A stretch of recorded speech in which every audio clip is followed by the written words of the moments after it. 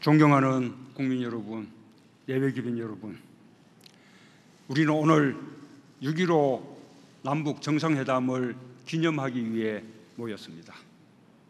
김대중 대통령님의 고뇌와 용기, 그리고 역사적 결단을 기억하고 그 정신을 되살리기 위해 모였습니다. 특별히 이희호 여사님의 건강을 기원합니다. 김대중 대통령께서 생전에 여사님께 보냈던 존경과 사랑을 우리 모두가 기억하고 있습니다. 여사님께서 평화를 이룬 한반도를 보시는 것이 우리 모두의 기쁨이 될 것입니다. 이호 여사님, 오래오래 건강하셔서 꼭 좋은 세상 보십시오.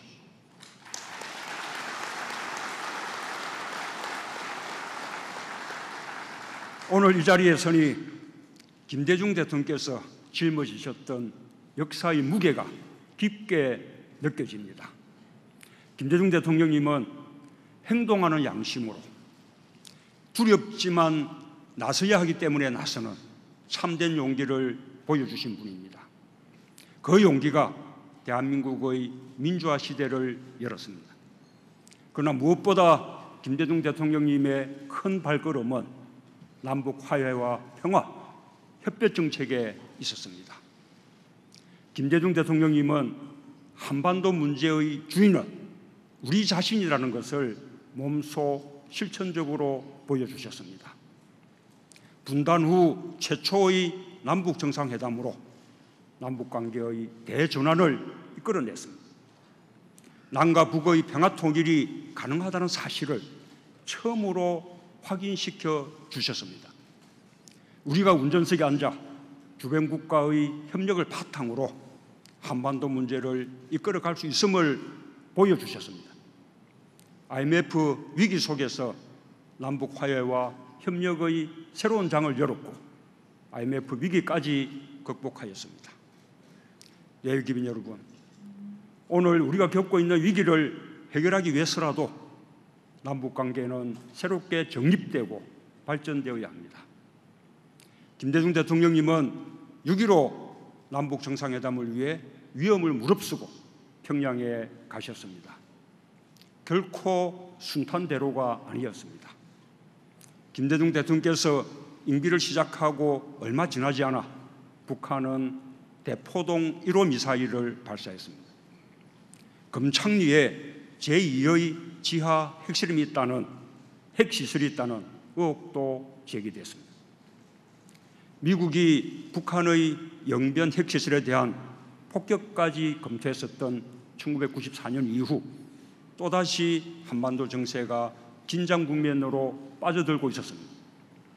그러나 김대중 대통령님은 이러한 위기를 극복하고 미국의 클린턴 행정부를 설득하면서 남북관계가 발전할 수 있는 토대를 주도적으로 닦으셨습니다. 오늘 우리에게 무엇이 필요한지를 분명하게 보여주셨습니다. 북한의 핵과 미사일 개발이 지역과 국제사회의 평화와 안정을 위협하는 심각한 우려사항으로 대두되었습니다. 이는 물론 우리의 안보에도 매우 심각한 우려가 아닐 수 없습니다. 이 자리를 빌어서 다시 한번 촉구합니다. 북한은 핵 개발을 포기하고 국제사회와 협력할 수 있는 길을 찾아야 합니다. 우리 모두는 분명히 기억합니다. 김대중 대통령님은 북한의 도발적 행동으로 인한 한반도 위기 속에서도 남북 화해 협력의 새로운 장을 열었습니다. 위기는 기회입니다. 미국을 비롯해 국제적 공조를 바탕으로 북한 핵 문제를 해결하고 한반도의 평화를 정착시키며 남과 북이 함께 번영을 구가할 수 있는 의지와 지혜, 역량을 우리는 갖고 있습니다.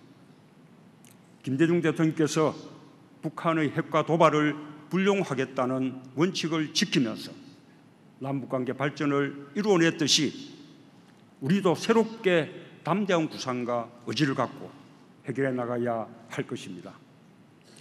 예외 기민 여러분, 그동안 남과 북은 반목과 대결이 계속되는 속에서도 몇 차례 중요한 역사를 만들어냈습니다.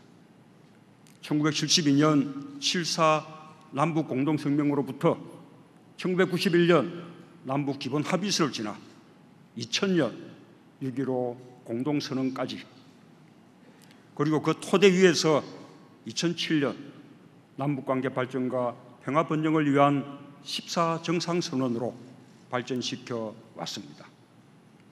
남북 당국 간의 이러한 합의들이 지켜졌다면, 또 국회에서 비준되었더라면 정권의 부침에 따라 대북 정책이 오락가락하는 일은 없었을 것입니다.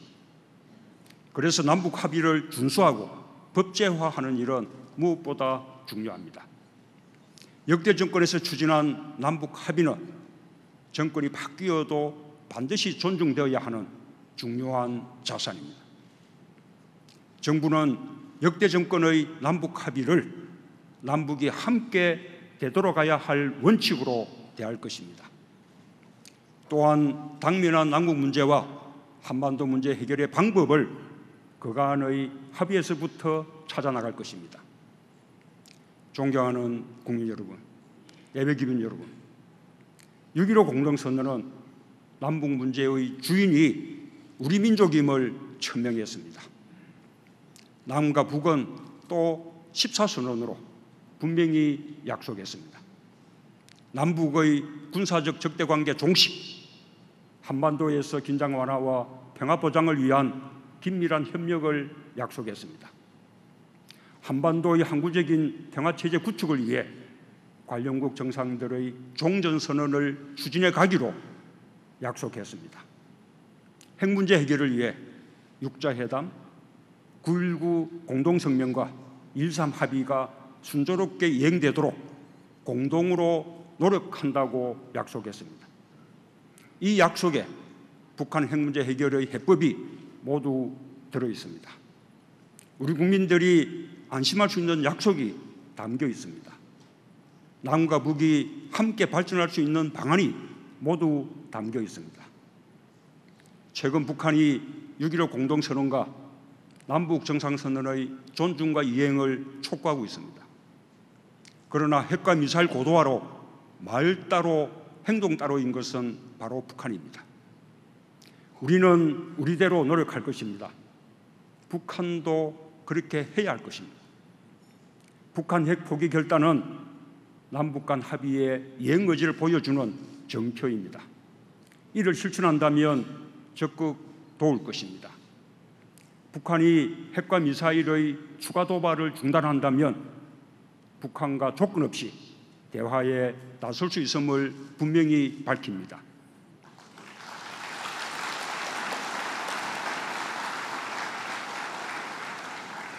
북한의 호응을 촉구합니다.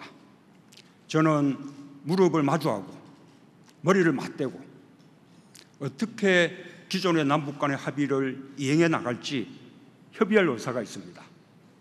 북한 핵의 완전한 폐기와 한반도 평화체제의 구축, 그리고 북미 관계의 정상화까지 포괄적으로 논의할 수 있을 것입니다. 예배 기빈 여러분, 17년 전 6월 13일 평양 순환공항에서 김대중 대통령과 김정일 국방위원장이 뜨겁게 포옹하던 그 모습을 여러분 모두가 기억하실 것입니다. 전 세계를 가슴 뛰게 한 장면이었습니다. 저는 또 기억합니다. 6.15 선언을 합의한 후 김대중 대통령께서 하셨다는 그 말씀, 젖먹던 힘까지 다했다. 내 평생 가장 길고 무겁고 보람 느낀 날이다 라는 말씀을 기억합니다. 그 가슴 뛰던 장면이, 그 혼신의 힘을 다한 노력이 우리 모두의 마음속에서 다시 살아 꿈틀거릴 때 한반도의 새로운 역사가 열릴 것이라고 확신합니다.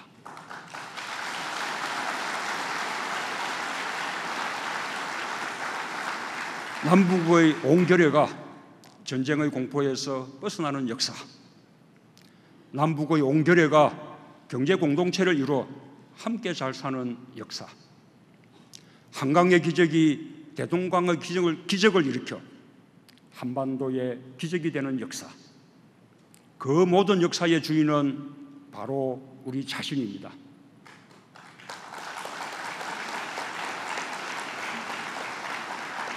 너무 오랫동안 닫히고 막혀 있었습니다. 남북이 오가는 길만 아니라 우리 마음까지도 닫혀 있었는지도 모르겠습니다. 정부는 정부대로 남북관계의 복원과 대화의 재개를 모색하겠습니다. 국민들 속에서 교류와 협력의 불씨가 살아나도록 돕겠습니다.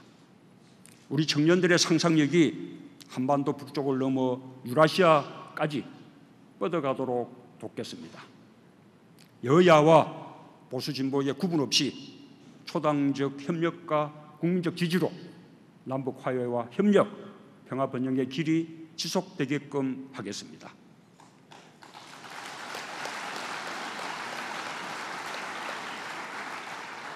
여러분도 함께 노력해 주십시오.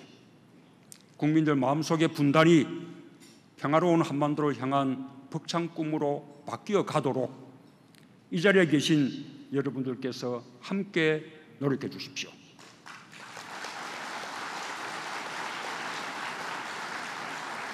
그렇게 정부와 국민들의 노력이 함께 어울릴 때 그것이 김대중 대통령님의 정신과 6.15 남북 정상회담이 이룬 성과를 온전히 계승하는 길이라고 생각합니다. 6.15 남북 공동선언에 담긴 꿈이 반드시 이루어지도록 함께 노력합시다.